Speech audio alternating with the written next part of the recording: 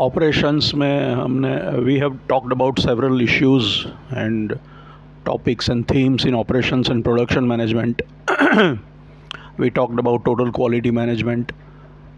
Toyota also, Japanese management also came out with a concept called TPM, total productive maintenance. We generally talk of breakdown maintenance. We repair things after they've stopped working. Then there is preventive maintenance. We make sure that things don't break down. Then they've gone and talked about predictive maintenance, trying to forecast. So they have tried to even work out a whole philosophy of total productive maintenance, or TPM. So this is also an element in the Japanese manufacturing system innovations, which encompass materials, quality, inventory control, and all those kinds of things. In operations, there is a lot of mathematical decision making involved in, as I said, in inventory control, statistical quality control, statistical process control. There is something called operations research. There is linear programming, how to optimally allocate resources to maximize the objective function. There are queuing models, there is line balancing. So because of that, there is a whole subject of operations research, and there is an entire software called SPSS, which helps in doing these things.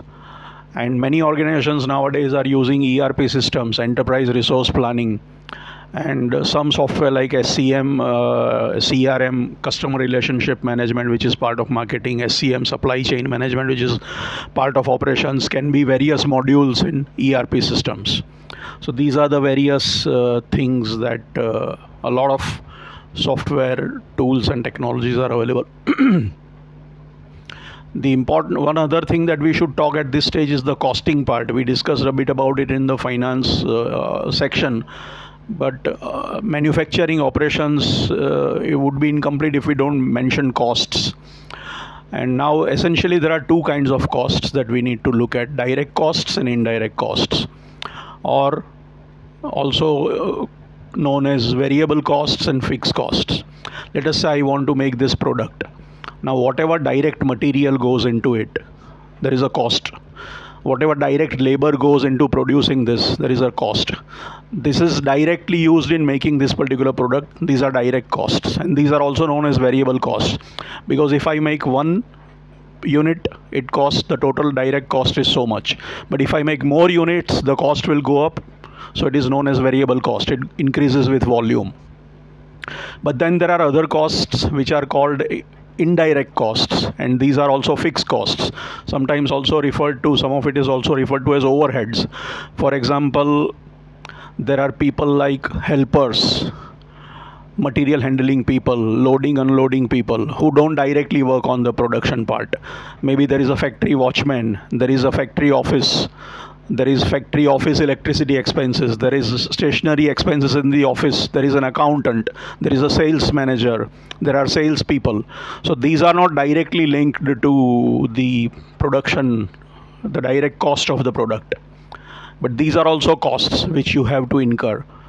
And these are indirect costs, fixed costs, because they don't depend upon the volume that you produce. You have one watchman for a small, when you are producing 100 units, and you have the same watchman when you are producing 150 units. So his cost is not going up, his salary is not going up.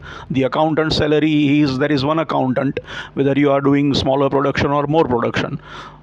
So these are indirect costs, overheads, which also have to be recovered. And if you have manufacturing, in manufacturing economy of scale, if you produce a lot of these units, then how do you recover that cost? In costing, you take the direct cost or the variable cost, plus you take a portion of the indirect cost. You can't load the entire indirect cost or fixed cost on this particular product. Maybe the direct cost will be 5 rupees and the indirect cost could be maybe 15 lakh rupees. So this pen can't be 15 lakh and 5 rupees. Maybe you take a smaller portion of the indirect cost and put it maybe 5 paisa, 10 paisa, 50 paisa, and you sell it for 5 rupees and 50 paisa. So when you sell this unit, you are recovering all the direct costs, the variable cost, and you are recovering a portion of the indirect cost or the fixed cost. So if you are producing and selling many more of those units, then you are able to recover your entire fixed costs, and then you start breaking even, right? So if you, that is economy of scale. If you are producing too many units, then the fixed cost will be divided. How to allocate that fixed cost? It will be divided among all those units, the indirect cost. So the loading of indirect cost on this unit will go down. It might be, if there are 5 lakh, then you just you recover some amount. If there are 10 lakh units, you recover less amount because the total amount is fixed. So if you are producing more, the direct cost is the direct cost which you have to recover, which will, 1 pen will cost X, 2 pens will call 2X, cause 2X. But the loading of the indirect cost will drop because you are producing more and more pens. So you have to recover the same indirect cost from these many units. So if that is called economy of scale. And when you are producing more units, the indirect cost per unit goes down. So that is competitive. And that is an important aspect of costing that is considered connected with manufacturing. So that's why we discussed it here. This more or less wraps up the operations management discussion that I wanted to have. There is a fantastic, but it would be incomplete if we don't discuss the goal and the theory of constraints. The Goal is a famous novel that was written by the late Israeli nuclear physicist Dr. Eliyahu Goldratt. He passed away. He also propounded theory of constraints, or TOC. He was a management consultant, basically an Israeli nuclear physicist who got into management consulting, wrote a novel on manufacturing and operations.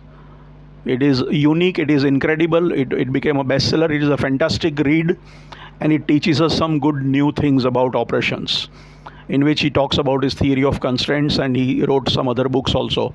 That's something quite refreshing, quite entertaining, quite informative, and quite educational, which is a novel as well as it is edutainment, education and entertainment.